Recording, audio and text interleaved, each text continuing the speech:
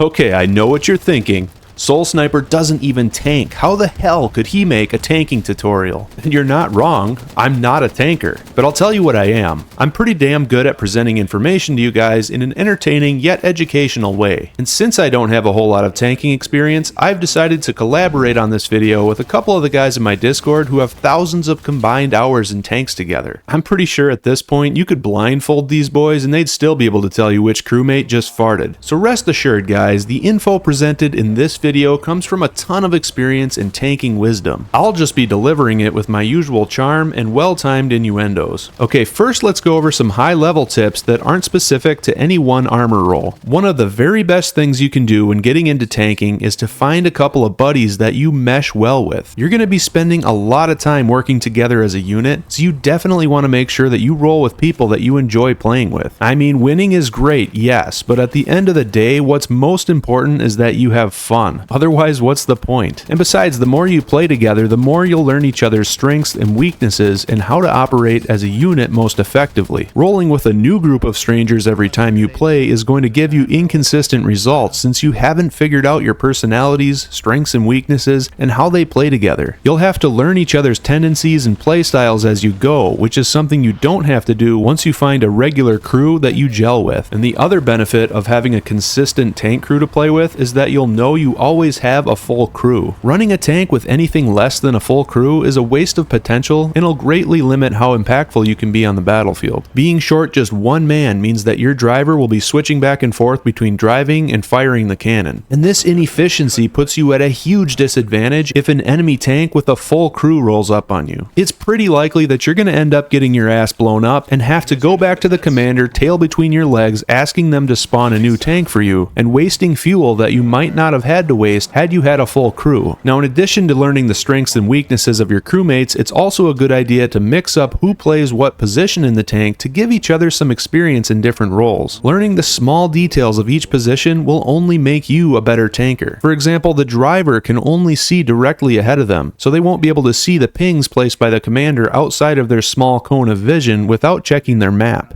If the commander has driven the tank before and understands this, they might tell the driver to check their map when they place a ping that they know is outside of their driver's cone of vision. These tiny little things add up and are what separate a decent tank crew from a great tank crew. Now, communication is the single most important aspect of running an effective armor crew, hands down. You're three individuals working together as one to operate a single tank. You absolutely must be on the same page at all times, working with each other and never against each other. You need to come up with and agree on a game plan for each game. Are you going to focus your efforts on hunting enemy tanks or supporting your infantry? Are you going to play defensively or go on the attack? Make sure you're all working towards the same goal from the very start of the game. And if you need to change your plans as the game progresses, communicate this clearly to each other and make sure you're all on board with the new game plan. Try to keep your comms simple and concise. Remember, every second is vital when you're engaged in a tank battle, so using simple and concise language is key. If a shot misses its target, give quick feedback to your gunner to help them adjust. If navigating difficult terrain like a forest map, help your driver to clear obstacles like trees and rocks. If the driver needs to roll forward just a bit to give you a better shot, let them know. The more you play together, the more natural this will come. Now, in order to understand the condition of your tank, you need to learn how to read your HUD, specifically the circles at the bottom of the screen that represent the health of your turret, tracks, and hull. When the turret icon turns red, your rotation speed will be reduced and you won't be able to fire your MG. When the tracks icon turns red, you'll be stuck in first gear and have significantly reduced turning speed as well as no coaxial. And when the hull icon turns red, well, you're pretty much fucked. Yeah, we're toast.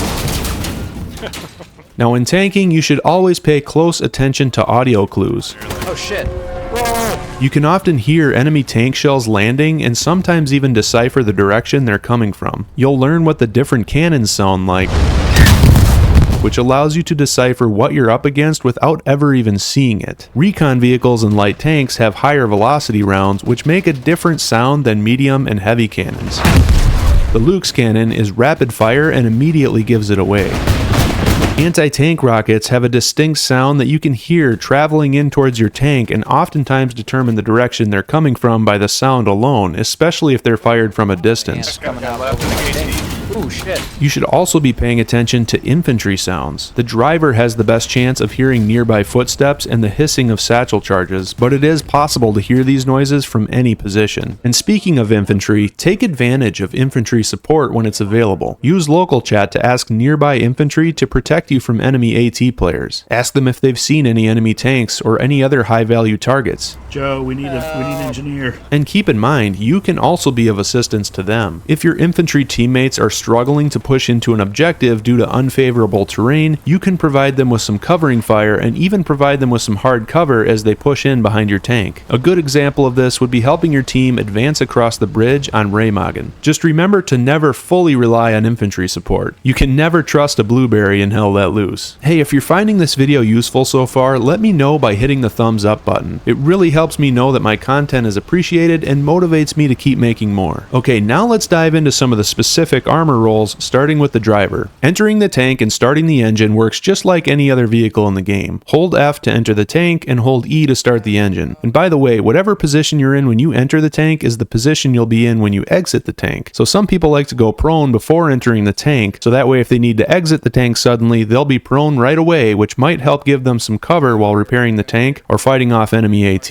Now, tanks are driven using the WASD keys, with W being throttle and S being brake. You also need to manually shift gears, which can be done with the shift key. You can go directly from first gear to fourth gear by maxing out the revs in first gear and then holding the shift key. As the driver, you can also fire a machine gun using the left mouse button, which is great for suppressing enemy infantry. Now, when driving tanks in Hell Let Loose, you want to try to avoid the more urban areas of the map, as they generally have a high concentration of enemy infantry with an abundance of hiding spots that enable them to easily ambush your tank with rockets, mines, and satchels. Traveling along the map edge is a great way to avoid these pockets of infantry and ensure better visibility of your surroundings. Try to use the terrain to your advantage and move along things like hedgerows and walls when possible to eliminate possible flanking options for the enemy infantry. But I do recommend keeping a little bit of a distance from these objects just to create a small buffer between your tank and any satchel-wielding enemies that could be lurking behind them. Just like infantry, you want to get into the habit of using hard cover to protect your tank. Instead of sitting in the middle of an open field, try to find a small building or some source of cover to limit your tank's exposure to incoming rounds and rockets. Map knowledge definitely comes in handy in finding good strategic spots. One of the best ways to pick up on some of these things is to watch YouTube videos of people who tank regularly, like my buddy Oni Barix or Fresh Baked Goods. I put a link to both of those channels down in the video description below, so be sure to check those out. Whenever possible, try to use elevation to your advantage. Generally speaking, elevation gives you better sight lines and firing angles. Staying near friendly garrisons and outposts can help tip you off when enemies are nearby. When enemies get near, the garrison and outpost icons will light up on your map. Just be aware that sitting in one spot for too long will likely get you killed, so be sure to reposition your tank now and then to keep the element of surprise and make it more difficult on the tank hunting assholes on the other team to zero in on you. Situational awareness is key. By checking your map regularly, you can keep track of the battlefield's evolving dynamics, anticipate potential threats, and plan your routes accordingly. Without this information, you risk driving blindly into an ambush, being caught off guard by flanking maneuvers, or getting stuck in unfavorable terrain. Don't solely rely on the tank commander to check the map. You should be frequently checking your map as well to identify relevant markers and maintain awareness of how the game is playing out. In addition to checking your map, you need to keep a close eye on the terrain in front of you. It's pretty easy to get your tank stuck, especially in light and medium tanks that don't have quite as much ground clearance as some of the heavy tanks do. Generally speaking, you should avoid traversing through rivers, as you can easily get stuck at the bottom. And let's face it, you don't want to be the next Panzer of the Lake meme that pops up on Reddit, right? Now, despite your best efforts, you still might end up getting the tank stuck. Have the gunner point the cannon toward the ground or in a position you need a nudge from and start firing HE rounds. This can sometimes create just enough movement to help get you free. It's much better to have to go back for ammo than to have to go back to the commander and ask for a new tank. As you get more experience driving tanks, you'll also learn which gears are ideal for each situation. Not everything can or should be done in fourth gear. Sometimes keeping the tank's RPMs high is much more important than what gear you're in, especially when trying to hill climb or get over some sketchy terrain bumps or rubble or shit like that. As a driver, you're also the most likely crew member to spot AT mines, so keep your eyes peeled, especially when approaching choke points. If you do spot a mine and need to to stop the tank quickly, holding down Shift and the reverse key will stop the tank in its tracks. This quick stop can also come in handy when you need to evade incoming fire, but just know that this will cause the front of the tank to heavily dip, temporarily throwing off the gunner's sights, so keep that in mind. Just another example of how having experience in multiple tank positions will only help your overall game. Now it's worth mentioning that you can rebind your keys to better fit your personal preferences. For example, you might consider rebinding the downshift key to spacebar or another key that's more easily accessed, but this comes down to personal preference, so find whatever works best for you. Now even if you implement these tips, you're still going to run into enemies, and when you do, it's best to face them head on whenever possible. Your tank's frontal armor is the strongest and will give you the best possible protection against them. And plus, your tank's turret actually turns slower than the tank itself, so facing enemies head on will allow you to get your own shots off as quickly as possible. If your tank ends up taking damage, it's usually your job as the driver to perform field repairs, since you don't want your tank to be without a gunner should you need to defend yourselves. While repairing, your commander can use the periscope to keep a 360-degree watch for satchel charges or enemy tanks. But before you hop out of the tank to repair, you should try to find a position that offers some hard cover, similar to how you would as an infantry when you need to bandage. Okay, let's move on to the gunner role next. The gunner moves the tank's turret around by using WASD and can zoom in a bit by scrolling the mouse wheel. There are two types of ammunition,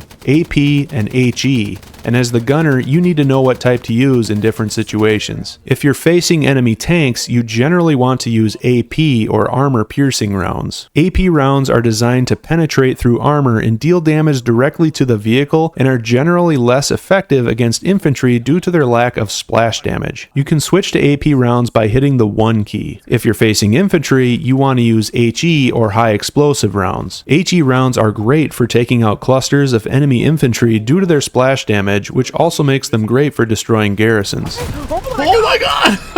They'll also one-shot transport trucks, half-tracks, and recon tanks, and will one-shot light tanks if you hit them in the rear. You can switch to HE rounds by hitting the 2 key. Just be aware that when you switch from one ammo type to the other, you'll still have a round of the previous ammo type in the gun, so you'll want to immediately dump that round so you can load the new ammo type. It's a good practice to fire this round into the air so it doesn't hit the ground, which can draw attention from nearby tanks. Now, regardless of the type of ammunition you're using, you'll want to get into the habit of always reloading your cannon immediately after each shot. You never know when you'll need to fire again, so keep your cannon loaded at all times or you'll end up shooting more blanks than I do post-vasectomy. Another way you can be sure you're quickly ready to engage enemies is by keeping the turret facing the front of the tank while on the move. The tank turns faster than the turret, so by keeping the turret facing the front of the tank, the driver can steer the tank towards enemies you spot and you can quickly get a shot off. And when you're aiming the turret, don't zoom in until you've actually acquired your target. The turret actually turns faster when zoomed out, so being zoomed in while turning the turret will cost you valuable time. The gunner also has access to a machine gun which is tied to the turret movement.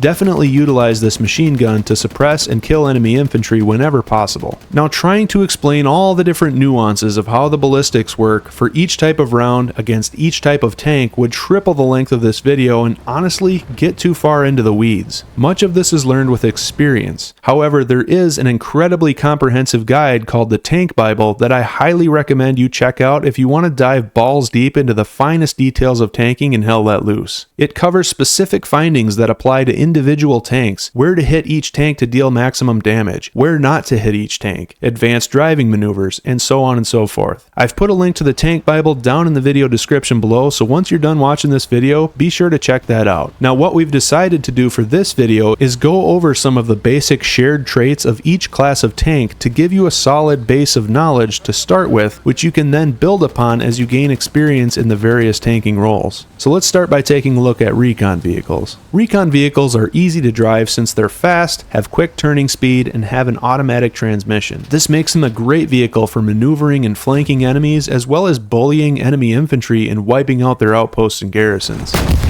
Their HE rounds can destroy enemy trucks, half-tracks, and even other recon vehicles in just one shot to the body. AP rounds, however, require 2 shots to the engine or 4 shots to the body, so it's best to just use HE when engaging trucks, half-tracks, or recon vehicles. In fact, recon vehicles can even one-shot a light tank with 1 good hit to the rear with HE. But on the flip side, you can't do any damage to a medium or heavy tank unless you hit them in the rear, and it takes several good hits to take them out, so generally speaking, you're not very effective against heavies or mediums. And on the flip side, you're very vulnerable to being one-shotted by enemy AT players, recon vehicles, and enemy tanks. So your best bet when using recon vehicles is to try to get into the enemy's backline and wipe out their trucks, half-tracks, recon vehicles, and wipe out any infantry at their spawns.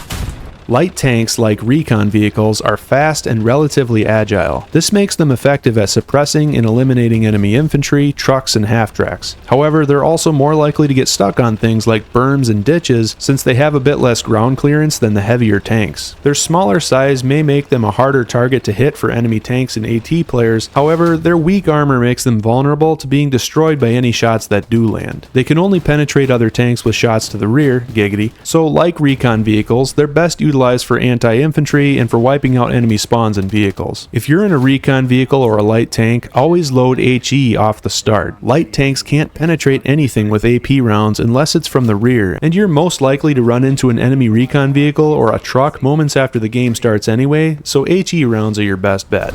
Into the tracks.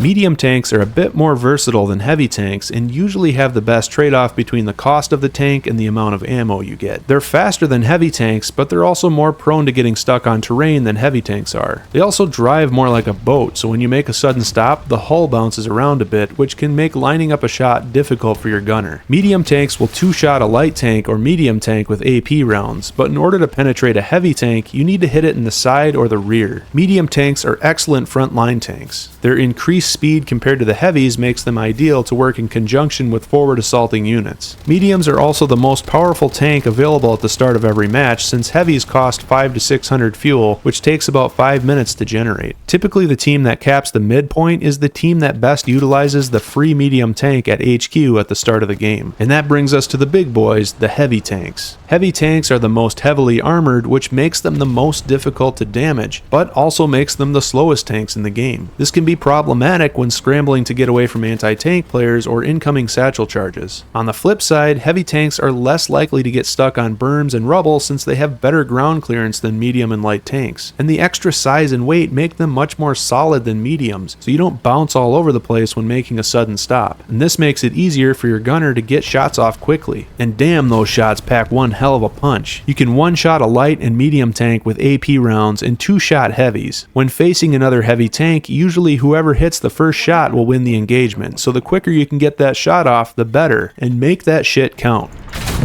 Single tanker killed a 76. If you're running a medium or heavy tank, you'll want to load AP rounds from the start, which are designed to penetrate armor. Alright, now let's move on to the tank commander role. As the tank commander, your job is to relay information between the commander and the various infantry squad leaders and your crew. You're the only one in your crew that has access to the command voice channel, so you need to be able to listen and communicate clearly and effectively to play this role well. Communication is of course key in Hell Let Loose in general, but when tanking, it's absolutely essential. As I said earlier, you're a three-man crew working together to operate a single piece of machinery. You can't be working against each other or working toward different goals. You have to be on the same page and working together as one, or you won't be successful. Period. And that's what makes tanking such a rewarding experience. Now, one of your most powerful tools as a tank commander is your map. It gives you an idea of the layout of the map, which points you'll be attacking and defending, and where your teammates are. But in order to really benefit the most from your map, you'll need accurate marks from your commander and infantry squad leaders. Ask them to mark any enemy tanks, vehicles, nodes, or spawns that they see on the map for you. These guys are your eyes on the battlefield, and they'll provide you with the vital intel you need to best support the team. Don't be afraid to press them for additional details if they give you vague information. Knowing that there's an enemy tank in C5 numpad 6 is great, but knowing there's a moderately damaged Panther in C5 numpad 6 facing south toward the point is even better. This level of detail will help inform your plan of attack. You now know what you're up against, and you can take into consideration how the strengths and weaknesses of the enemy tank can match up with that of your own. Say you're a light tank and you know there's a moderately damaged Panther in C5 numpad 6 and that it's facing south, you might choose to flank it from the north so you can hit it in the rear where it's most vulnerable, since your light tank doesn't have the firepower or armor to engage a medium in any other way. So the more info you can get, the better chance you'll have of coming out on top. top. You also need to be marking the map for your gunner and driver as well. If a recon plane flies overhead and temporarily reveals the position of an enemy tank, it's a good idea to place an enemy tank marker on that location so that it's still marked when the recon plane markers disappear. This mark will be seen by the commander and other squad leaders as well, so you're helping the entire team. Now, if somebody else has already marked the tank, don't add your own tank marker because it's redundant and it'll only clutter up the map for everyone else. Instead, what you can do is place an observe mark on it. Observe marks are only visible to your own squad, and the added benefit here is that they're green and stand out visually from the other markers on the map. This can help your driver and gunner find the markers on their maps more quickly. The same logic applies to other types of markers like enemy garrison or light vehicle markers. Don't add to the map clutter by duplicating the same marks that are already on the map. Stick to using markers only visible to your own squad in that case. It's a good practice in general to check your map whenever you hear a recon plane fly overhead. Depending on the angle the commander chooses, sometimes the recon plane will even fly over one of the enemy HQs, and this can give you a clue as to what types of tanks you might be up against. You might see that all the light and medium tanks are still sitting at their HQ, so the enemy is most likely to be running a heavy tank. Again, every little bit of information you can gather will only help strengthen your understanding of what's happening on the battlefield and tip the odds in your favor. Another important tool you have access to as the commander is the periscope, which gives you a 360-degree view of the battlefield. And it's absolutely crucial that you always keep an eye on your surroundings, especially your rear. This is where your tank is most vulnerable, not only to incoming AP rounds and rockets, but from infantry attempting to place a satchel. To get a better view of distant targets, you can zoom in and out using your mouse wheel. A good tank commander is constantly scanning and searching for both threats and opportunities. They also try to anticipate enemy tank strategies and routes using a combination of common sense, experience, and information provided by their teammates. The more you play, the more you'll pick up on common player tendencies and begin to correctly anticipate enemy strategies and common routes. Drawing upon this knowledge will give you the advantage. Try not to get frustrated by your failures. After all, failures are opportunities to learn and improve your game. So just analyze what went wrong and what could have been done differently to achieve a better outcome. Then try to implement it into your game moving forward. It's also a good habit to ask your driver and gunner if there are ways you could better assist them or make your instructions more clear. Likewise, if there's something they could tweak in their approach to better help you do your job, let them know and explain why this change will help you. When engaged in firefights, don't stop communicating. Give feedback to your gunner and driver. Be clear and concise with your commands and help them make adjustments as needed. If you see your gunner's AP round landed short of the enemy tank, say something like, "That was short, raise the gun a bit." If the shot hits its target, confirm that it was a good hit. Good hit, dude, good hit. As the commander, you tend to have the best visibility, so make sure you're taking advantage of it. If you notice enemy infantry circling around the rear of your tank, call out their location and tell your driver to reverse and turn toward them as quickly as possible to protect the rear of the tank. Ping the infantry so your gunner can get a beat on them with the machine gun or HE rounds if possible. Effective armor gameplay demands a combination of strategic awareness, communication, and technical proficiency. Remember, positioning is key, whether you're supporting your infantry, spearheading an assault, or providing crucial defensive support. Collaborate closely with your crew members to maximize efficiency and survivability, always utilizing each other's skills to their fullest potential. By leveraging these tactics and adapting to the ever-changing battlefield dynamics, you'll not only become a formidable force in the game, but also contribute significantly to your team's overall success. If you found this video useful, please give it a thumbs up, and I also invite you to subscribe to the channel so you're notified whenever I upload a new video. If you're on PC, come play with me on my server, SoulSniper's SOF. We're the #1 ranked US server on Battlemetrics, and we welcome both new and experienced players with open arms. If you haven't already joined my Discord, the hell are you doing with your life? We've got over 4,000 members now, and it's one of the most active and fun Hell Let Loose communities out there. Trust me, you'll meet all kinds of colorful folks to squad up with, which will make your gaming sessions that much more epic. Shit, you might even meet your tank crew in there, so come join us at discord.gg/SoulSniper. And finally guys, from the bottom of my heart, I want to say thank you to all of you who supported my family after our recent house fire. We were genuinely moved by your donations and words of sympathy and encouragement. Thank you so much for being a wonderful community and for having my back. And with that,